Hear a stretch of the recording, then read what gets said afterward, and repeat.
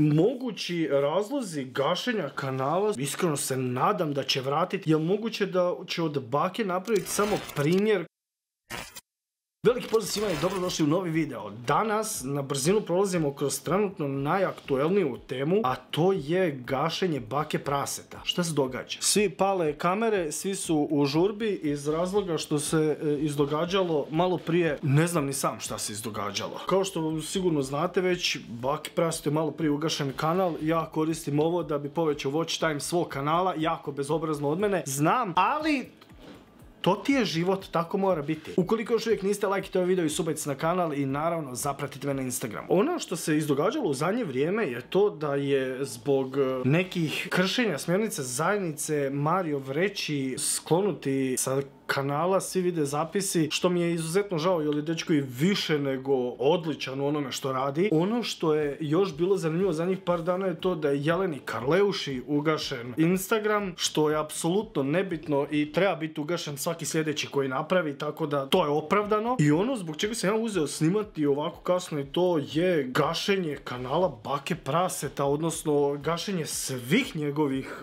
kanala, s čime on zapravo izgubio glavnu platformu za komunikaciju sa ljudima koji ga prate već jako dugo. Mogući razlozi gašenja kanala su kršenje smjernica zajednice YouTube-a, što može na početku dovesti prvo do opomene i onda do eventualno gašenja kanala, što je u ovom slučaju sigurno je slučaj. U ovom slučaju je slučaj, nema veze. Autorska prava, ne vjerujem da je nešto u posljednje vrijeme objavljivao takav neki sadržaj da bi to moglo ga koštati trenutno i to, tako da autorska prava sumnjam da jesu. I moglo bi biti treće, to su prijave drugih korisnika, odnosno masovna prijava veće količine ljudi i onda ti dobiješ suspenziju zapravo i ti si kao blacklistovan od YouTube-a i dok se ne utvrdi šta se zapravo događa ti nemaš pravo ništa da radiš, odnosno nemaš pristup kanalu i to. Tako da su to jedina dva moguća razloga, odnosno prijave drugih korisnika i kršenje smjernice zajednice. Mi smo iskreno bili sad na Discordu, izezali se i sad mi je došla informacija da je kanal ugašen, što sam ja prvo mislio da je neka fora i to, ali sam onda vidio kod čovjeka na streamu da je on bio iznenađen da se to izdogađalo. Nemam pojma, iskreno. Mislim da su kršenje smjernica zajednice, ali opet ne vidim razlog zašto bi povuklo sve kanale odjednom, tako da mislim da je stvarno neki pik na njega sa nekih viših instanci. U puno novih riječi smo upotrebili u ovom videu. Ha, bravo. Iskreno se nadam da će vratiti, ne samo nego svako, bez obzira da li nekog volio ili manje volio, gotivio, kako god. Mislim da niko nije zaslužio da se tako nešto dogodi, ali mislim da će baš biti opasno sad u neko sljedeće vrijeme iz razloga što se baš mijenja puno stvari i utječe apsolutno na sve. Znači nije samo na YouTube nego općenito sve. I mislim da ukoliko se vrati kanal u nekom jako brzom periodu, bukvalno nekih 12-24 sata, da će sve proći ok, da će ipak nastaviti nekako sve biti normalno i u redu. Ukoliko se dogodi da mu se stvarno ugasilo sve i da nema više načina da povrati to, vjerujem da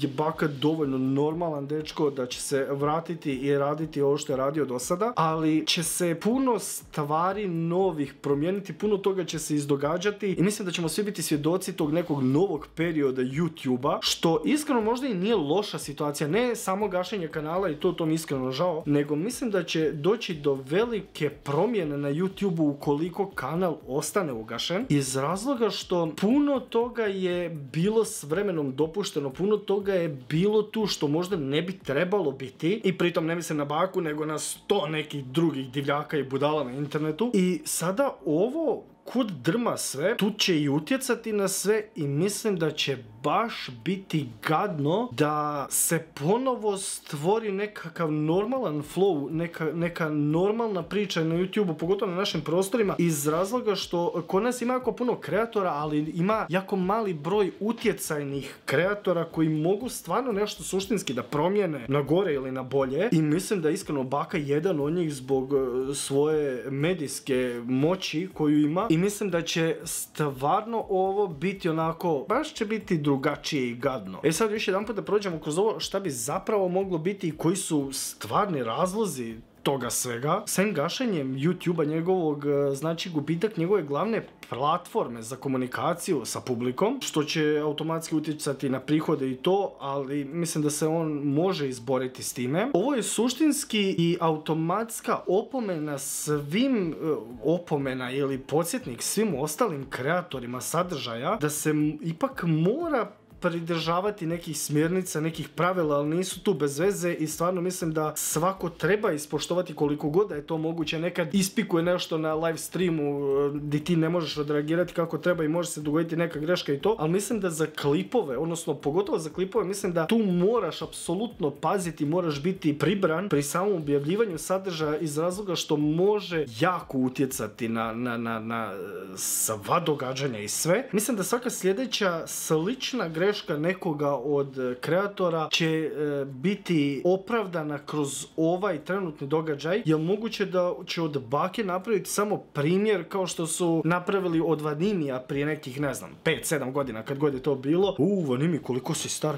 Upa. I mislim da bi to moglo biti jedan od glavnih razloga zašto se to događa, to jest da se napravi primjer od toga kao, ok, on je najjači i čekali smo pravi trenutak da se to dogodi, to je sada i sada to radimo. Da li se u nekoga trenutno treba upirat prstom i reći, ej, ovaj je ili onaj, mislim da nemamo opravdano razloga i treba pričekati da baka objavi šta je zapravo bilo. Tako da suštinu svega ovoga ćemo saznati kad se on bude oglasio. Ono što je bitno je to da svi pripazimo na kontent koji se objavljuje, odnosno koji objavljujemo, iz razloga što uvijek neko može biti isprovociran nečime da dovede do toga da se zamjeriš dovoljno da bi ostao bez svega. Sad, naravno da ima utjecaj, ali mislim da puno manji utjecaj ima na nekoga koji je baš izgrađen i to, i da se drugačije osjeća izbor i osoba koja ima 200.000 ili pola milijuna, 1.200.000 na YouTube-u, nego neko koji je tek počeo graditi neki svoj kanal i truditi se oko toga i to. To da se greške trebaju pravdati kroz